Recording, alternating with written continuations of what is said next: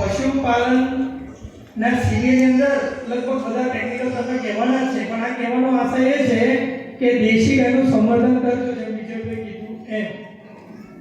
દરેક ઘેર દેશી ગાયને આપણે તો ધાર્મિક છે, ગાયની અંદર 33 કોટી દેવી દેવતાના આપણે માટે કર્યા છે, એની પૂજા કરીએ છીએ.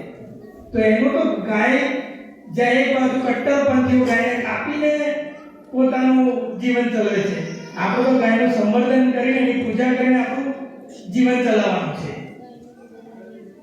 ધર્મ અને ગાયને અને આપણા પશુપાલનને સીધો સંબંધ છે. આપણે શું કહેવાય,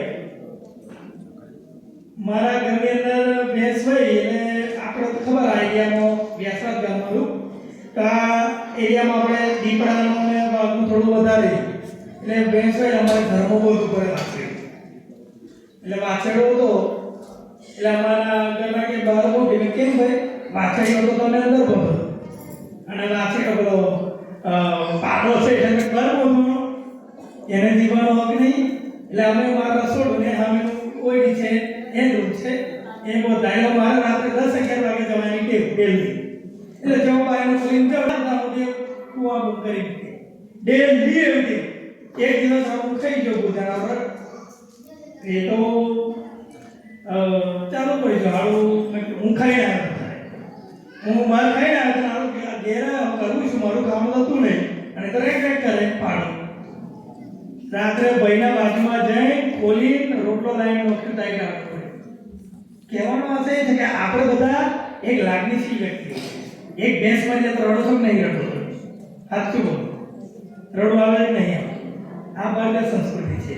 વડાપ્રધાન મોદી સાહેબ આ સંસ્કૃતિ વિદેશમાં પ્રસરાઈ છે. એક બાજુ મોદી સાહેબ નવરાત્રિના નકુડા ઉપવાસ કરે, ચૈત્રી નવરાત્રિના નકુડા ઉપવાસ કરે, સામે કોંગ્રેસના રાહુલ મોદી શ્રાવણ મહિનાની અંદર લાલુ પ્રસાદ યાદવને ઘરે જઈને નોનવેજ ખાવાનું જાતે બનાવે કરી શ્રાવણ મહિનો આ છે. અને હમણાં એક ચાલે છે એક એ તો સેફ છે અને કટેંગે તો બટેંગે. પણ આપણે ગાય માતાને મહેરબાની કરીને મારી વિનંતી છે કે જ્યારે દૂધ આપતી નથી ત્યારે એને વેચશો ના, નથી વેચતા, પણ ઘણી જગ્યાએ તો આવું ચાલુ છે કે કટ્ટરપંથી ગાયને કાપવાના આપશો, વધારે નહીં કહેતા. અને જેમ ફતેહસિંહ ચૌહાણ સાહેબે કીધું ખરેખર બેનનું વાત કહેજો, તમને લુણાવાડાનું કામ છે જેમને આપણા પંચામૃત સંઘ ડેરી અને બરોડા ગુજરાત બેંક, બરોડા ગુજરાત ગ્રામીણ બેંકની સહાયથી 12 લાખની સહાય આપી 12 ગાયો લાયા, એમાંથી દર વર્ષે 12 લાખનું દૂધનું વેચાણ કરે છે. સુધાબેન પટેલ કરીને છે, ગામમાં ભૂલી ગયો હે હા વેલણવાડા ગામ, બોલો દર વર્ષે 5 થી 6 લાખ આ દૂધમાંથી કમાય છે. તમારે સહાય જોઈતી હોય તો બેંક અને પંચામૃત આપણો ડેરી તમારી જોડે ઊભી છે, થોડું સાહસ કરો, વાંધો નહીં.